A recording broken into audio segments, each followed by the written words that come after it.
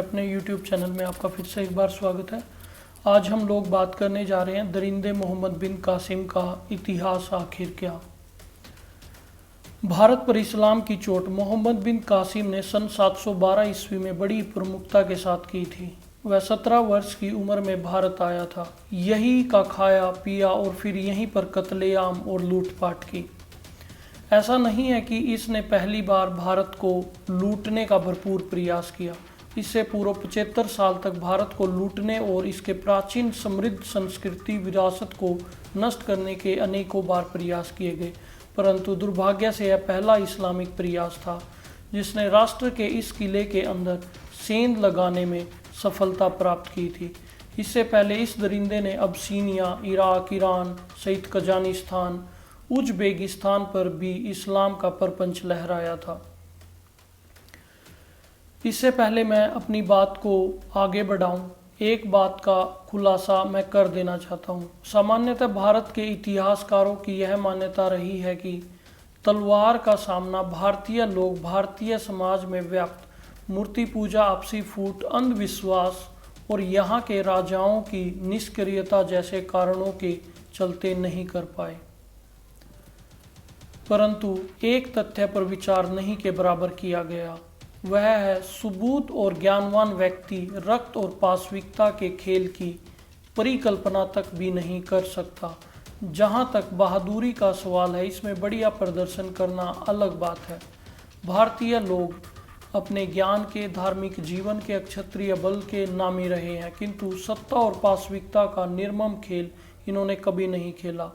और जब ऐसा खेल खेलने वाले इस्लामिक आक्रामक लोगों ने से पाला पड़ा तो उसका प्रतिशोध ये उसी शैली में नहीं दे पाए, बल्कि अपने पूर्वजों द्वारा बनाए गए युद्ध के नियमों का पालन करते हुए यदि शत्रु मैदान छोड़कर भागने लगा तो उसे भाग जाने दिया गया। मानव को गाजर मूली की तरह काट कर अमानवता का प्रदर्शन आर्य हिंदू जाति ने कभी नहीं किया, परंतु दुर्भाग्य से यह बात हमें नैतिक रूप से तो विजय बनाकर सैनिक रूप में पराजित करने का सबक बनी।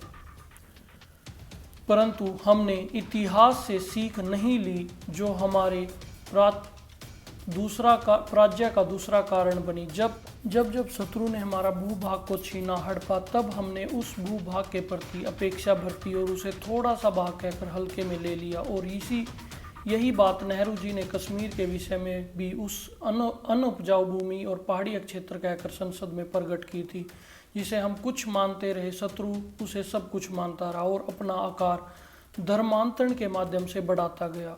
और इसी कारण इस राष्ट्र को लूटने और कटने की कई प्रसव पीड़ाएं झेलनी पड़ी। इन्हीं पीड़ाओं में एक नाम है मोहम्मद बिन कासिम। इस दुष्ट ने हिंदुओं की 1 लाख स्त्रियों को कैद कर लिया और पशुओं की भांति ही उनको अमानवीय पीड़ा दी।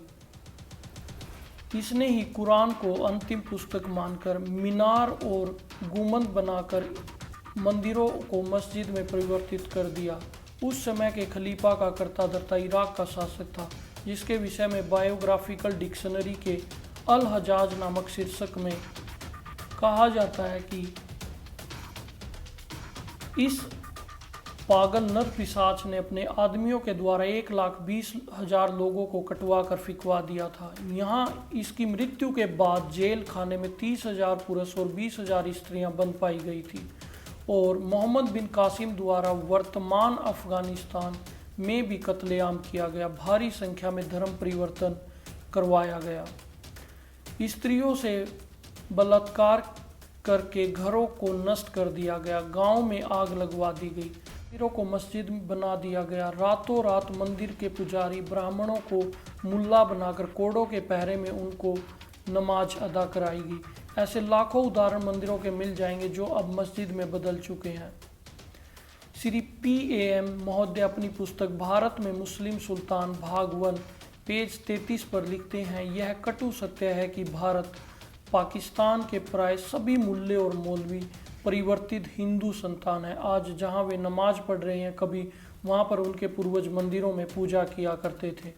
कराची को धर्म भ्रष्ट करने का कार्य भी इसी जहरीले कासिम के द्वारा किया गया था। इन्हीं की एक पुस्तक जो अल विदोरी द्वारा लिखी गई है, फतुल उल बुल्दन में लिखा है कि कासिम की सेना के विषय में, कासिम की सेना जैसे ही देवालियापुर या कराची, जो कि कराची का पुराना नाम है, किले में पहुंची, उन्होंने कत्लेआम, सीलभंग, लूटपाट, मदन उत्सव मनाया जो कि 3 दिन तक चला और काफिरों की स्त्रियों का, या यूं कहें कि हिंदू की स्त्रियों को सैनिकों में बांट दिया गया।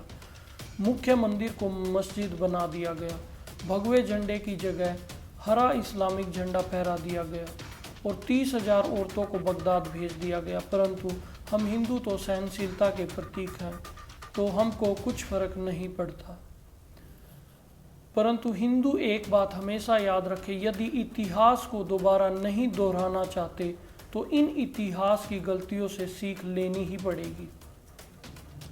पर यह इस्लामिक लोग भी यह जान लें कि यहाँ ज़्यादातर हिंदू से कन्वर्टेड मुसलमान हैं और अब यह मुसलमान नेता कभी ये ना कहें कि इन लोगों ने भारत को कुतुब मीनार, ताजमहल, लाल किला दिया है। हम राजा और महाराजाओं की विरासत है जिसमें थोड़ा परिवर्तन करके तुम अपना नाम देने का प्रयास कर रहे हो। तुम लोगों ने सिर्फ लूट खसोट, सीलबंग और कत्ल करना, मंदिरों को और हमारी विरासत और जगह का नाम बदलने के सिवाय तुम लोगों ने कुछ नहीं किया। आज की वीडियो में इतना ही। मैं फिर मिलता हूँ अपनी एक नई रिसर्च के साथ। आप सभी से विनम्र निवेदन है, जो लोग देश के प्रति अपनी राष्ट्रीयता की भावना को निभा नहीं रहे हैं, उनको हमें ध्यान में रखते हुए पूर्ण रूप से उनका बहिष्कार करना है। तो सब्सक्राइब करना ना भूलें और साथ में बेल आइकन भी दबा दें ताकि आगे आने वाली नई वीडियो आप तक पहुंच सके। धन्यवाद। नमस्ते।